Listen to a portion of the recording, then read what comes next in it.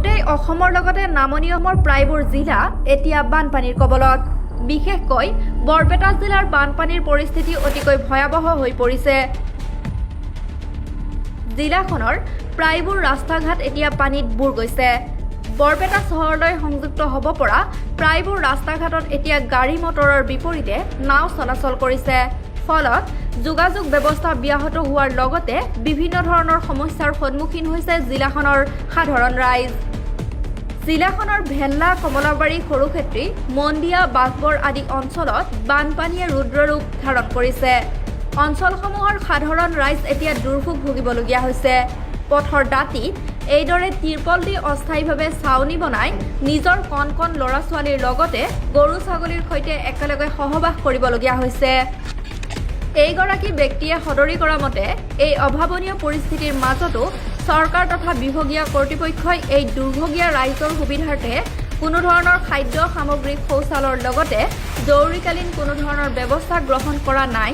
আনকি গৰু-ছাগলীৰ বাবেও কোনো ধৰণৰ খাদ্য সামগ্ৰী যোগান ধৰা নাই। আজি গধূলি আহিছোঁ আমি। ঘৰত পানী হৈছে নেকি? ঘৰত বুকু পানী হৈ আছে, ক'ৰবাত আঁঠু পানী হৈ আছে, চকীও পাত্তা পোৱা নাই। আমি টিনৰ চালৰ ওপৰত এতিয়া থাকিবলগীয়া হৈছে। পানীৰ কাৰণে এতিয়া আমি ইয়াতে আশ্ৰয় লৈ আছোঁ। গৰু ছাগলী ক'ত আছে? গৰু ছাগলী ইয়াতে আছে। গৰু ছাগলীও খোৱাৰ একো বস্তু নাই। খেৰ যিকেইটা আছিল সেইকেইটা পানীত আছে। মানুহৰো ধান চাউল যি আছিল চব পানীত তলত গৈছে।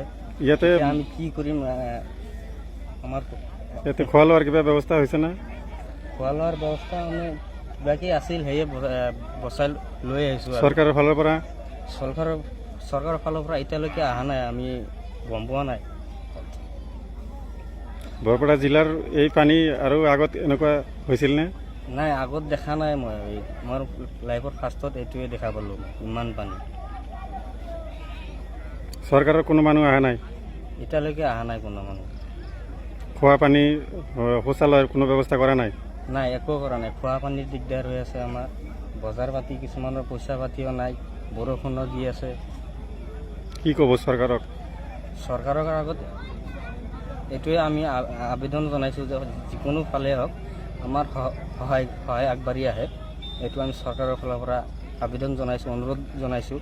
গৰুকেইটা যাতে যিকোনো দানা পানী কিবা কিবি ব্যৱস্থা কৰি দিয়ে, কাৰণ খেৰ আনিব পৰা নাই আমি। গৰুকেইটাও আমাৰ দৰে লগনে আছে। আমি ইমান কষ্ট কৰি গৰুকেইটা আমি একমুঠ নাখাই কিনে গৰুকেইটাক আমি আৰু ভালদৰে খুৱাব লাগে, সেইটোৱে আমি পৰা নাই। যিহেতু পুবা জানুৱাৰ একো ক'ব নোৱাৰে। সেইটো news desk report, the royal news.